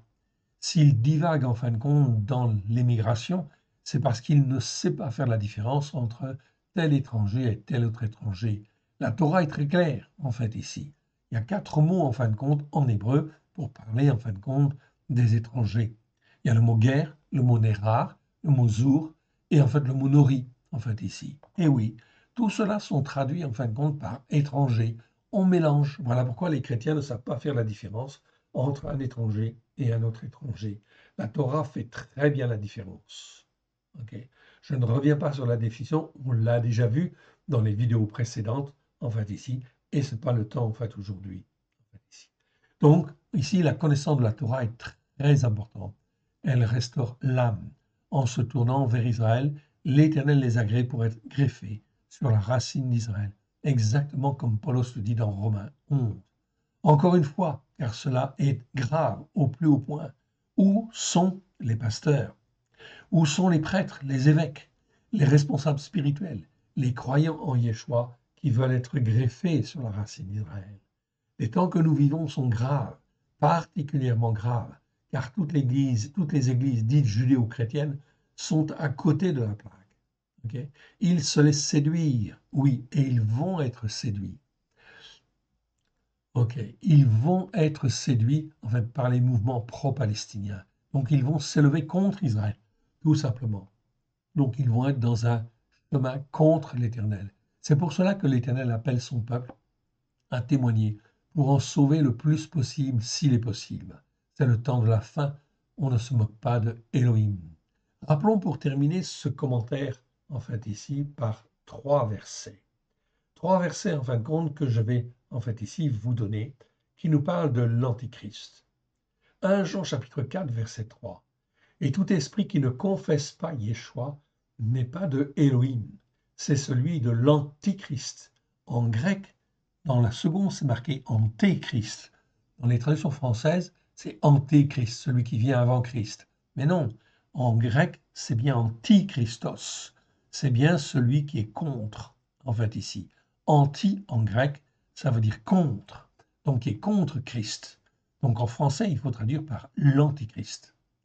Donc, tout esprit qui ne confesse pas, en fait, Yeshua, n'est pas de Elohim, c'est celui de l'Antichrist, dont vous avez appris la venue et qui maintenant est déjà dans le monde. Manifestement, il est dans le monde et vous le voyez. 2 Jean 1,7. Car beaucoup, donc vous voyez que, en fait, Macron, il est en fin de compte ici sous l'influence d'un esprit antichrist. Oui, bien sûr. Pourquoi? Parce que Christ, en fait, ici, n'a jamais, en fait, ici, remis en question la Torah. Jamais, en fait, ici, Christ ne remettra en question la Torah de l'Éternel. Certainement pas. Donc, en fait, ici, il l'explique avec grâce et vérité. Donc, en fait, ici, on voit bien que, effectivement, quand on s'élève contre le plan de Dieu, en fait, ici, eh bien, on suit, en fait, l'esprit de l'Antichrist. Donc, vous avez appris la venue et qui maintenant est déjà dans le monde. 2 Jean 1,7, regardez bien. Car beaucoup de séducteurs, séducteurs en grec c'est planos, sont entrés dans le monde, qui ne confessent point Christ Yeshua, que Christ Yeshua est venu en chair. Celui qui est tel, c'est le séducteur. C'est, en fait, ici, le séducteur. Et l'antichrist, on retrouve le mot antichristos, en fait, ici. C'est l'antichrist. Voilà pourquoi. En fait, il faut choisir aujourd'hui pour ou contre Israël. Et oui, c'est ça. 1 Jean 2, 18. Okay? Il y a beaucoup, beaucoup, en fin de compte, d'antichrist. Petits enfants, c'est la dernière heure. Et comme vous avez appris qu'un antichrist vient, antichristos ici, il y a maintenant beaucoup d'antichrists. C'est beaucoup en fait ici. Le mot c'est pollus en fait en grec. Pollus ça ne veut pas dire nombreux, ça veut dire en fait beaucoup. Donc beaucoup d'antichrists, en fait d'antichristos. Par là, nous connaissons que c'est la dernière heure. Donc le nombre d'antichrists va augmenter de plus en plus en fait, de manière de plus en plus importante. Tout cela, en fin de compte, pour contredire en fait la parole de Dieu. Voilà pourquoi c'est extrêmement important et fondamental d'être bien ancré sous la Torah, les prophètes et les psaumes, afin de ne jamais dévier, afin que nos racines soient en fait ici fermement plantées en fait ici dans la Torah, en fait ici, afin que nous ne soyons jamais, jamais déracinés. Par là, nous connaissons que c'est la dernière heure, et la dernière heure, elle vient. Revenons au mot Ra qu'on avait vu en fin de compte ici, Ra'a en fait ici. Ra'a, cela veut dire en fait ici malheur. En fait ici, on l'a vu, on l'a expliqué, je ne vais pas rentrer beaucoup dans le détail car on l'a pas mal expliqué dans les vidéos précédentes. Ok, Ra veut dire malheur. Malheur qui est très clairement la conséquence des péchés, des transgressions, des iniquités qui perdurent dans le temps. Raya, Ra'a, en fait ici, c'est en fait un être de malheur par qui le malheur arrive. Ce sont en fin de compte des animaux ou des êtres vivants, enfin, des hommes par qui le malheur arrive. Macron est un exemple. Raya, Ra'a. Ok, c'est un être par qui le malheur arrive. Mais ça peut être aussi le moustique tigre, qui en fait se répand de plus en plus dans certains départements, en fait ici, de France, et qui amène en fait ici le chikungunya. Oui, ce sont des animaux, en fait, ici, par lesquels le malheur arrive. Voilà ce que veut dire Raya, Ra'a. Raya, ça veut dire être vivant. Ok? C'est par quelque chose de vivant, en fait, ici, qu'on a du mal à sélectionner, que, en fait, ici, Ra'a, le malheur, en fait, ici, arrive. Ok. Donc, je passe sur le reste, en fait, ici. Ok. Et je ne vais pas détailler plus avant, en fait, ici, le reste des définitions. On l'a fait, en fait, très souvent dans les autres vidéos, en fait, ici. Donc, je ne m'étends pas plus sur, en fait, ici, la définition, car je voudrais, en fin de compte, aller quand même dans le texte un peu, en fait, ici. Ok. Pour faire quelques commentaires, en fait. Ok, donc ça ne diminue pas. En fait, ici, ça m'embête un peu.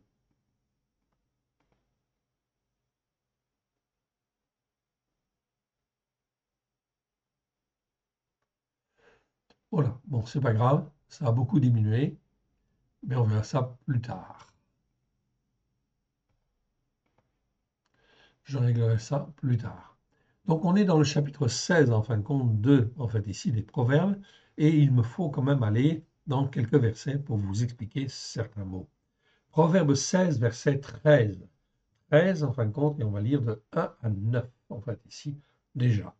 Les projets que forme le cœur, en fait ici, dépendent du descendant d'Adam. Très bien. Ok, donc pas de problème. Ici, c'est bien le mot Adam. Donc ici, on le traduit toujours en fin de compte par descendant d'Adam et non pas homme, en fait ici. Donc, les descendants d'Adam, en fait, ici, ont des projets, oui, et ça vient de leur cœur, c'est-à-dire du fond d'eux-mêmes, ici, font, ils prévoient, effectivement, en fin de compte, de faire ceci ou de faire cela. Ok, mais la réponse que donne la bouche vient de l'Éternel. Ok, donc quand on parle, en fin de compte, de ces projets, l'Éternel, en fin de compte, a pour, en fait, habitude, si je puis dire, au travers d'un autre homme ou d'une autre parole, il va donner, en fin de compte, un avis sur le projet que l'on a. C'est pour ça que c'est important d'apprendre à écouter l'Éternel. Et la parole de l'Éternel, elle peut venir, en fin de compte, de n'importe où. Mais c'est un apprentissage. Ça s'apprend. Ainsi, en fin de compte, tu exposes ce que tu as envie de faire, et puis tout d'un coup, quelqu'un dit quelque chose, et là, en fait, au fond de ton cœur, tu sais que ce qu'il a dit, ça vient de Dieu, en fait, ici. Et c'est la réponse, en fait, ici, à ton projet. Est-ce que c'est bien? Est-ce que c'est pas bien? Etc. C'est un apprentissage. C'est apprendre à discerner ce qui est bien, ce qui est mal devant Dieu. Toutes les voies de l'homme. Et là, je vois, en fin de compte, le mot homme, c'est bien le mot ish. OK. Donc, c'est pas le même mot, en fait, que l'on avait là, en fait, ici. Donc là, on traduit par descendant d'Adam, oui. Ici, on traduit par ish, parce que par, en fait, ici, un homme. Parce qu'on a décidé, en fin de compte, de traduire ish par homme, parce que homme, c'est l'homme qui est capable de s'attacher, en fait, à Dieu et de rester attaché à Dieu. Toutes les voies de l'homme sont pures à ses yeux, mais celui qui pèse les esprits, c'est l'Éternel. Donc, l'homme, en fin de compte, qui s'instruit, en fait, ou qui est instruit, ok, à ses yeux, toutes ses voies sont pures, en fait, ici. Ok. Mais celui qui pèse les esprits, en fait, ici, c'est l'Éternel. Recommande à l'Éternel tes œuvres, et tes pensées seront bien établies. C'est-à-dire qu'elles vont s'affermir, en fait, ici, dans le bon sens. Ici, c'est bien, en fin de compte, le mot marashava. C'est pas les projets, c'est en fait les pensées, en fait, ici. Parce que vous avez vu, en fin de compte, que ici, on a traduit, en fait, ici, un autre mot, en fait, hébreu, par projet, en fait, ici. Donc, on ne peut pas traduire ici par projet et ici par projet. Non, parce que les mots sont différents. Donc, ici, on recale, en fait, les choses, oui, bien sûr. Et les pensées seront bien établies. L'Éternel a tout fait pour un but, même le méchant, pour le jour, en fin de compte, du malheur. Donc le jour du malheur, c'est bien le mot ra, en fait, ici, que je retrouve. Et effectivement, l'Éternel Dieu fait le méchant pour le jour du malheur. Tout cœur hautain est en abomination à l'Éternel. Certes, il ne restera pas impuni. Par la bonté et la vérité, on expie l'iniquité. Okay, iniquité. Et par la crainte de l'Éternel, on se détourne du mal. Donc c'est la crainte de l'Éternel, la crainte respectueuse de l'Éternel, qui fait que l'on se détourne du mal. Ici, on a le mot iniquité. On va revoir quand même la définition de iniquité. Bien, en fin de compte, la mettre.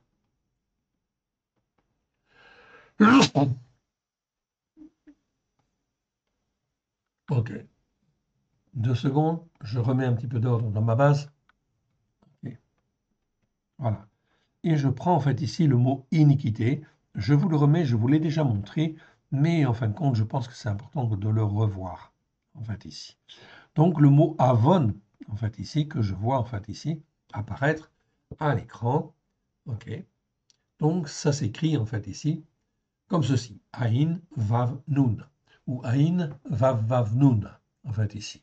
Ok. Dans 3 versets seulement, en fait ici. Partout ailleurs, c'est toujours écrit en fait ici comme ceci.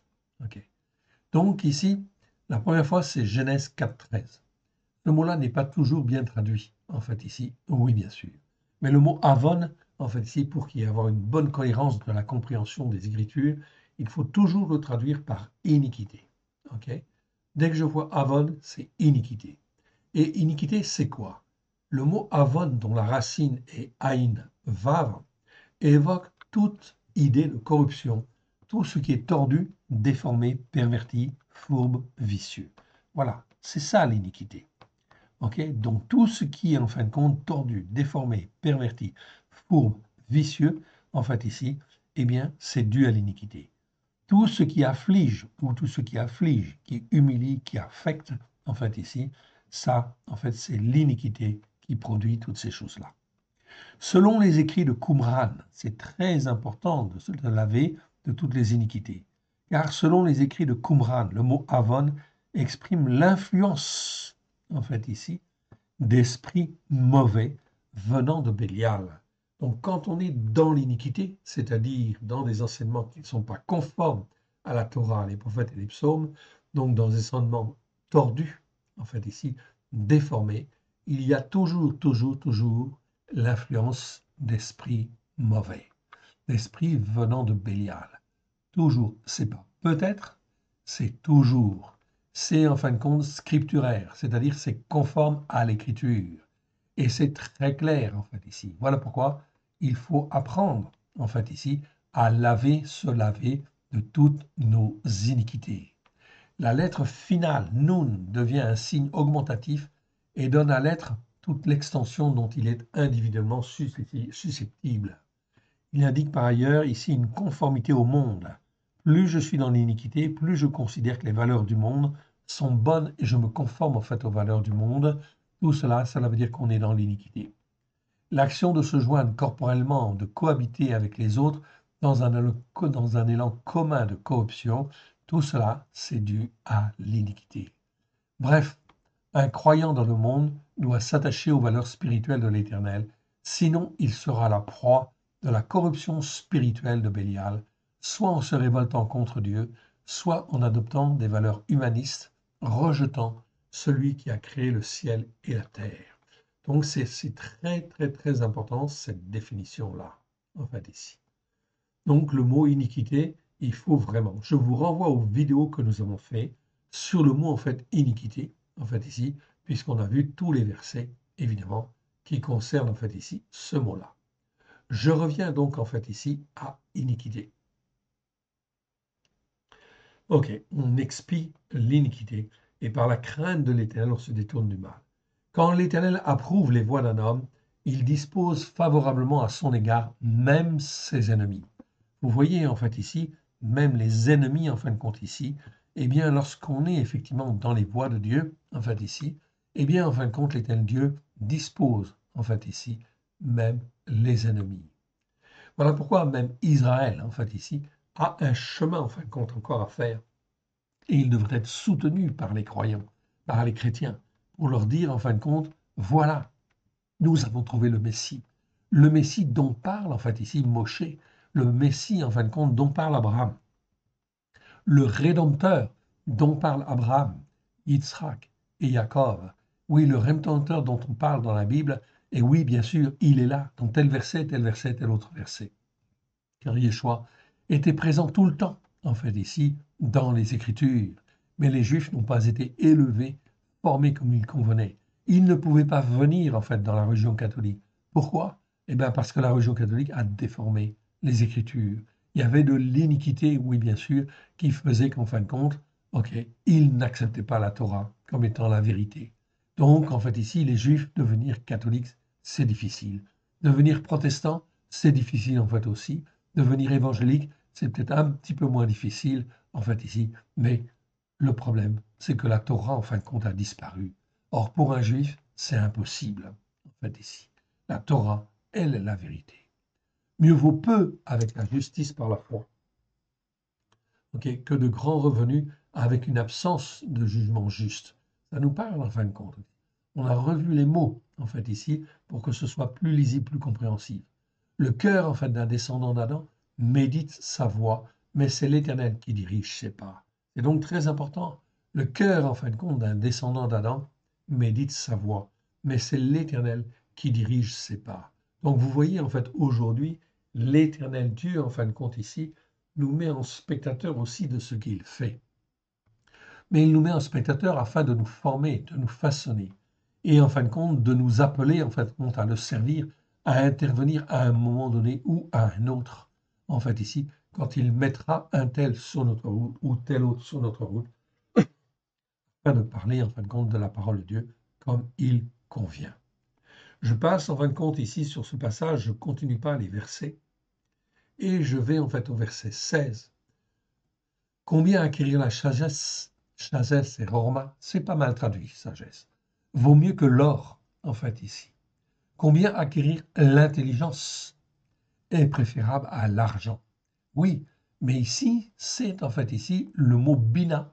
Bina que je vous ai en fait ici décrit en fait la fois dernière, une des fois dernières, dans une des vidéos précédentes. Bina, c'est un mot qui existe 38 fois dans 38 versets. C'est l'intelligence. Mais ce n'est pas n'importe quelle intelligence. C'est l'intelligence à discerner ce qui est bien de ce qui est mal. Plus j'apprends à discerner ce qui est bien de ce qui est mal, plus je deviens intelligent, selon les Écritures. Je dis bien selon les Écritures. Voilà pourquoi l'étude de ce mot ra, en fait ici, est extrêmement importante parce qu'elle nous apprend en fait à discerner, à être sage et à être intelligent, en fin de compte, devant l'Éternel. Sinon, en fait, je ne suis pas intelligent. Et si je ne suis pas intelligent, eh bien, en fin de compte, je ne sais pas discerner ce qui est bien et ce qui est mal. Comment, en fin de compte, je peux choisir? Comment mon jugement peut-il être juste? C'est impossible. Donc, on continue, en fait, ici. Donc, retenez, Bina, c'est en fait ici l'intelligence, à discerner ce qui est bien et ce qui est mal. Donc, c'est vrai qu'au niveau traduction, on est obligé, en fin de compte, ici, de mettre une expression. On ne peut pas traduire par un seul mot en français. Il n'y a pas de correspondance, en fait, ici. Donc, on ne peut pas traduire mot à mot. Donc, je ne peux pas traduire Bina par intelligence. D'autant plus qu'il y a d'autres mots qui vont être traduits par intelligence aussi. Et donc, ça met la confusion. Donc, Bina, c'est toujours l'intelligence à discerner ce qui est bien et ce qui est mal. C'est très important, en fait, ici. La grande route, des hommes droits, c'est-à-dire le chemin, en fin de compte, tout tracé, ou le sentier, en fait, le grand sentier, le sentier qui est loin, etc., c'est d'éviter le mal. C'est d'éviter le mal. Celui qui garde son âme veille sur sa voie. Donc c'est vraiment très très clair. Je retrouve en fait ici le mot mal, en fait ici. Donc la grande route, le sentier qui est tout tracé, qui est déjà en fin de compte bien affermi, etc. Qui est bon, qui est goudronné, si je puis dire. Je ne veux pas dire l'autoroute, en fait ici, parce que dans la Bible, il n'y avait pas d'autoroute. Ok, mais la grande route, on peut dire la grande route, en fait, encore. Ok, certains traducteurs disent la grande route. Je crois que en fait, Chouraki est traduit par la grande route. OK? Mais c'est ça que veut dire Messila. C'est la route qui est certaine, qui est solide, qui a déjà été, que tous ont emprunté, en fait, ici. L'arrogance précède la ruine et l'orgueil précède la chute. Ça, c'est pour Macron, en fait, ici. Mieux vaut être humble d'esprit avec les misérables, OK? Ou plutôt les humbles, on va dire. OK? Parce que vous avez des misérables qui ne sont pas humbles, hein, qui peuvent être orgueilleux. Donc attention à ces traductions en fait en français, ok, parce qu'on n'a pas le sens en fait hébreu. Ici, c'est plutôt les humbles, hein, ou les misérables qui sont humbles, que de partager le butin avec des orgueilleux. Ça, on comprend. Celui qui réfléchit sur les choses trouve le bonheur, mais celui qui se confie en l'Éternel est heureux. Est appelé intelligent à discerner ce qui est bien et ce qui est mal, celui qui est sage de cœur. Donc celui qui est sage de cœur, oui, il va être en fait ici intelligent. Donc là, ce n'est pas le mot bina, c'est le verbe. Le verbe bin, bin en fin de compte, qui existe 170 fois dans 162 versets. On les a tous recensés aussi, en fait ici.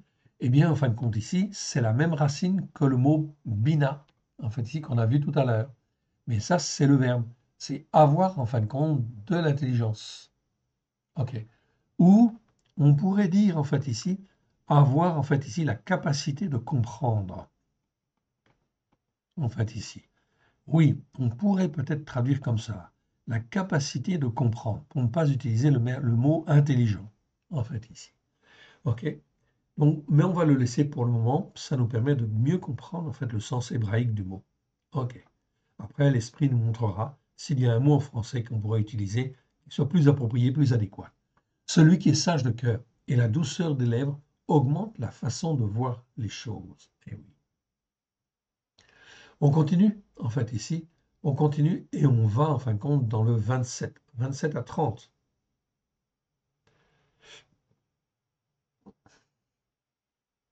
27 à 30. L'homme. Donc là, je retrouve Ish. OK? Donc, Ish, c'est un homme qui est instruit.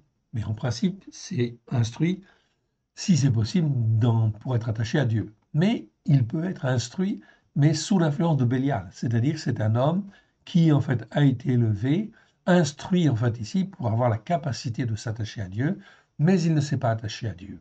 En fait ici, il est sous l'influence de Bélial. Donc ici, un homme sous l'influence de Bélial, c'est ça que le verset veut dire en fait ici. Donc on le traduit dans la seconde par pervers. Non, c'est pas un homme pervers. Et oui, bien sûr, il est pervers dans les choses, on est bien d'accord. Mais c'est pas ça que ça veut dire. C'est un homme sous l'influence de Bélial, c'est-à-dire sous l'influence de mauvais esprits, effectivement. Donc ici, il ne faut pas négliger cette influence-là. Elle est certaine. Dès lors qu'il y a de l'iniquité, eh bien, en fin de compte, l'influence des mauvais esprits sont là. Plus ou moins forte, on est bien d'accord. L'homme sous l'influence de Bélial, voilà pourquoi il faut apprendre à chasser les mauvais esprits. Donc, par exemple, quand on est emprunt à la colère, on va apprendre à ne plus se mettre en colère. On va maîtriser sa chair, son cœur. Ça, c'est très bien. C'est un autre niveau.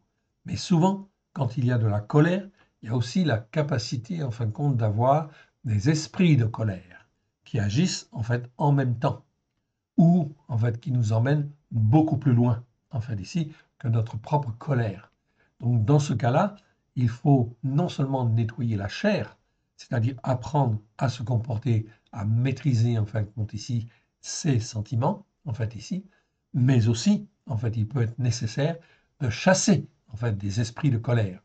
Donc, au nom de Yeshua, je chasse tout esprit de colère dans le nom d'Yeshua. Je prends autorité. J'apprends à prendre autorité. Pour cela, vous avez d'excellents livres en fait, qui existent, comme en fin de compte, le livre de Derek Prince, Ils chasseront les démons. Très bien, je vous le recommande. Ou encore Les voleurs dans le temple, de Frank Hammond et Ida May. Excellent en fait aussi. Ce sont des très bons livres sur la délivrance. Oui, bien sûr. Et c'est important. Tous les chrétiens, tous les croyants devraient avoir lu ces livres-là. Parce que ce sont, en fait, des bonnes bases. Il y a des bonnes choses, en fin de compte, dedans. Des très bonnes choses, en fait, ici. L'homme sous l'influence de Bélial prépare le malheur. Et oui, parce qu'il n'arrive plus, en fait, à se contrôler. Donc, quand on n'arrive plus à se contrôler, à reprendre la maîtrise de soi, c'est que souvent, il y a des esprits, en fin de compte, mauvais qui sont là. Alors, il faut prendre autorité, apprendre à les déterminer, en fait, ici, et à les chasser. L'homme sous l'influence de Bélial, donc l'homme c'est un homme formé, en fait ici déjà, en fait ici, s'il est sous l'influence de Bélial, en fait il prépare le malheur, tout simplement, en fait ici, oui. Il a sur ses lèvres comme un feu ardent, en fait ici. Donc il peut brûler autour de lui, oui bien sûr. L'homme au détour pervers, ici, excite les querelles et le rapporteur divise les amis. L'homme qui s'attache à la violence, ici c'est le mot ramas. Donc ramas, en fait, ici, c'est violence au sens spirituel du terme ou au sens physique du terme. Donc ça peut être un terroriste, oui, bien sûr, mais ça peut être une violence verbale, une violence intellectuelle, une violence, en fait, ici, qui, en fait, s'exprime d'une manière plus spirituelle, en fait, ici. Plus au figuré, bien évidemment. Donc le mot Hamas, en fait, en hébreu, a une dimension très, très, très large. Donc c'est l'homme qui s'attache à la violence, séduit son prochain. Oui, il séduit, en fin de compte, ici, le prochain. Le prochain, c'est Réa. Voilà pourquoi l'Éternel Dieu dit, tu aimeras, en fait, ici, ton prochain, Réa, comme toi-même. Parce que le Réa, en fait, ici, donc c'est celui qui est terrestre, en fait, on va dire. Il n'est pas forcément mauvais, on est bien d'accord. Mais il n'a que des vues terrestres. Donc, si en fin de compte, il reste comme ça, il va forcément en fin de compte se faire avoir. Donc voilà pourquoi l'Éternel Dieu dit, en fait, tu aimeras ton prochain comme toi-même. En fait, ici, tout simplement pour que le Réa, le prochain, puisse découvrir en fait la puissance de Dieu et les vérités de Dieu et ne plus se laisser en fait entraîner et qu'il puisse donner son cœur et sa vie à Yeshua, si possible. Et le fait marcher dans une voie qui n'est pas bonne. Oui, donc l'homme, en fait ici, qui s'attache à la violence, il va pervertir le prochain et va l'entraîner dans de mauvaises voies. Celui qui ferme les yeux pour se livrer à des détours pervers, en fait ici, celui qui se mord les lèvres a déjà consommé ce qui est mal, en fait, devant l'Éternel. Ok? C'est donc très important de bien comprendre cette dimension, en fait, là. Ok? Je continue, en fin de compte, mais je vais m'arrêter, en fait, ici. Ok? Je vais m'arrêter là, parce qu'en fait, on en a fait pas mal déjà. Et on reprendra comme on en a, en fait, ici, dans le chapitre suivant, chapitre 17. Nous en avons 4, en fait, ici. Donc, ça fait pas mal de commentaires. Donc, eh bien, on verra ça la prochaine fois. Donc, on est, en fin de compte, à Proverbe 17, verset 11. OK? Et on reprendra là la fois prochaine. OK? On va remettre à l'Éternel Dieu tout ce qu'on a entendu. Oui, bien sûr. OK. Donc, si je suis un petit peu long, c'est normal, mais c'est extrêmement important. Car les temps qui viennent vont vraiment être très, très, très, très durs. Et il faut apprendre à distinguer ce qui est bien de ce qui est mal. Mais il faut bien être ancré sur une terre solide, en fait, ici. Et la terre solide, inébranlable, qui existe, car toutes les nations vont être secouées. Toutes les institutions que nous connaissons vont être secouées. Toutes les églises, en fait, ici, qui ne sont pas sur la Torah, vont être très, très secouées. Et l'islam va venir, en fait, aussi, en fait, y mettre son grain de sel, en fait, ici, dans un grain de sel dans nos sociétés. Donc, comment pouvons-nous, en fin de compte, tenir dans tout ce qui va arriver? Il n'y a qu'une seule solution, c'est d'être bien ancré sur la bonne terre, sur la terre de la Torah, en fait, ici, des prophètes et des psaumes, à la lumière de Yeshua, car par la puissance de l'Esprit de Dieu, et que nous puissions, en fait, ici, être élevés comme l'Éternel Dieu le veut, afin, effectivement, de témoigner, de porter les fruits que l'Éternel Dieu, là où il le veut, comme il le veut, à la gloire de son saint nom. Et l'Éternel Dieu ne veut même pas la mort du méchant. Ce qu'il veut, c'est qu'il se convertisse, c'est qu'il se repente et se convertisse. Ok. Eh bien, écoutez, on a du travail sur la planche. Puisse l'Éternel ici nous guider. Ok. Remettons à l'Éternel. Père très saint, merci pour tout ce que tu nous as donné aujourd'hui. Que ce qui n'est pas de toi dans le Seigneur, dans Seigneur, s'en aille dans les lieux arides. Dans le précieux nom de Yeshua étant ta main bienfaisante, que ce qui est de toi soit loin de grâce et de vérité au travers de Yeshua, et puisse, dans chacun de nos cœurs, trouver un terrain favorable, puisse être planté, produire des racines profondes, oui, et s'élever, nous former, oui, à la gloire de ton saint nom, afin que nous puissions être le serviteur, la servante que toi tu veux, à la gloire de ton saint nom, dans les temps qui viennent. Merci Seigneur, nous te rendons grâce, car tu nous fais vivre des temps difficiles, mais des temps merveilleux aussi, où on va voir ta gloire. Nous te rendons grâce dans le précieux nom de Yeshua, étant ta main bienfaisante, car sans toi, nous ne pouvons rien faire. Alléluia. Que l'Éternel Dieu vous bénisse, que l'Éternel Dieu vous garde abondamment, dans le précieux nom de Yeshua. Amen.